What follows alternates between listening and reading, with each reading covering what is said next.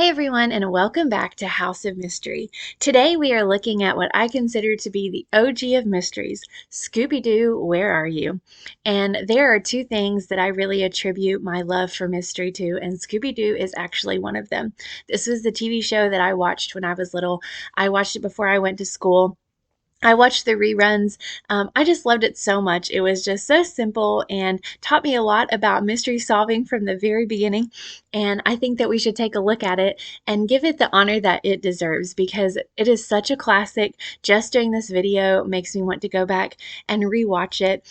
Because there's so much good in it and it's always going to be a classic. So this video will just be looking at the original Scooby-Doo, Where Are You? There have been so many spin-offs and remakes, and even the characters' kind of identities have maybe even changed a little bit, adding things here and there. There's been, like I said, TV shows, movies, and so I'm not going to focus on all that. We may break those apart eventually, but today I just want to talk about the Scooby-Doo, Where Are You?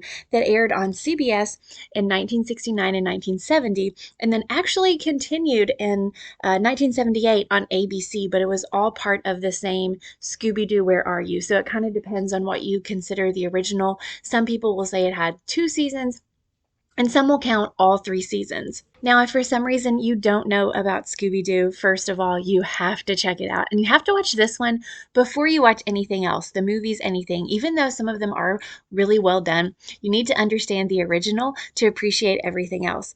So you have these 4 teenagers. Fred Jones, who is kind of the athletic leader of the pack. You have Daphne Blake, kind of danger prone, very, known as being very beautiful. Velma Dinkley, who is the intelligent analyst, she always is kind of like the brains of the operation.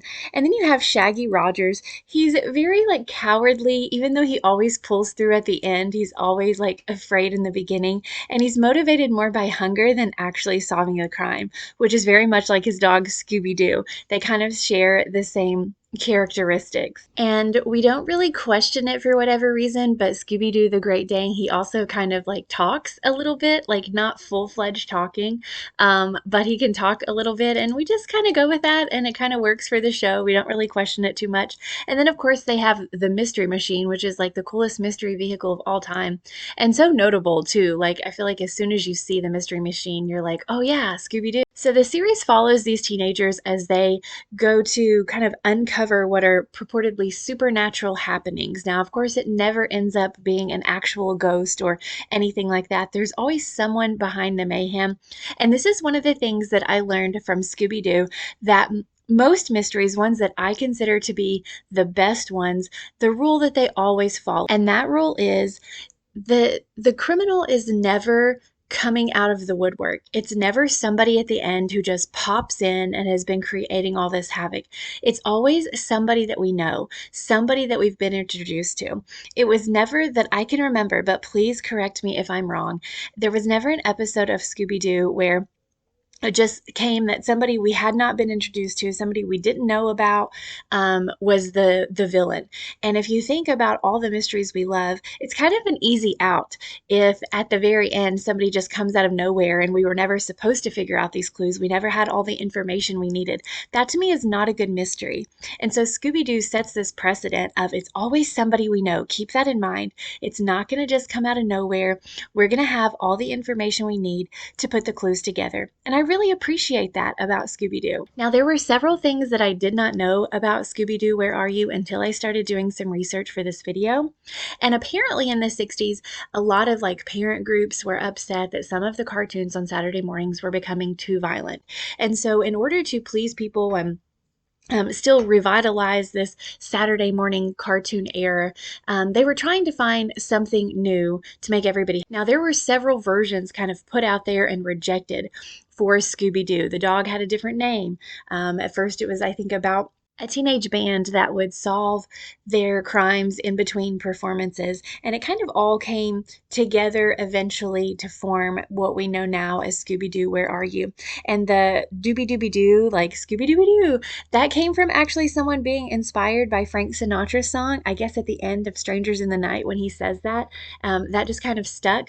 And that is what really got the name of Scooby-Doo going. So I thought that was actually pretty interesting. And Scooby-Doo was so popular that when it aired, as much as 65% of Saturday morning audiences were watching this show. And honestly, I don't remember, I was not alive in the 60s, but I don't remember watching it on Saturdays, but it was on every morning at like 6 o'clock, 6:30, and I watched it before I went to school, and that's kind of how I fell in love with it. And then later I got it on DVDs and even bought it for my own son. And out of all the versions of Scooby-Doo, Scooby-Doo, Where Are You is the classic, and it will always be my favorite. Nothing will compare to this Scooby-Doo, no matter how many remakes they make.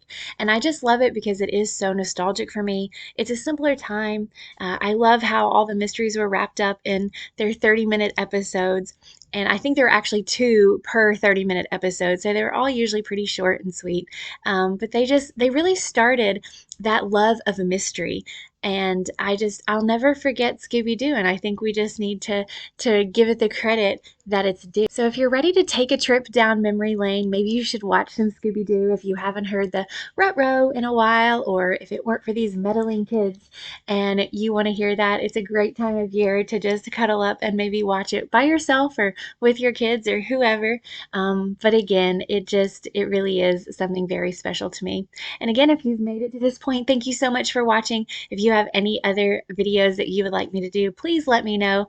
Please like and subscribe and leave a comment if you can on your thoughts on Scooby-Doo, Where Are You? Thank you again, and as always, stay mysterious.